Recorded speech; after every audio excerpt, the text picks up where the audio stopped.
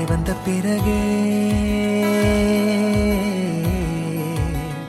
பிடிக்குது கடலை. நரை வந்த பிறகே புரியுது உலகை. நேற்றின் இன்பங்கள் யாவும் கூடியே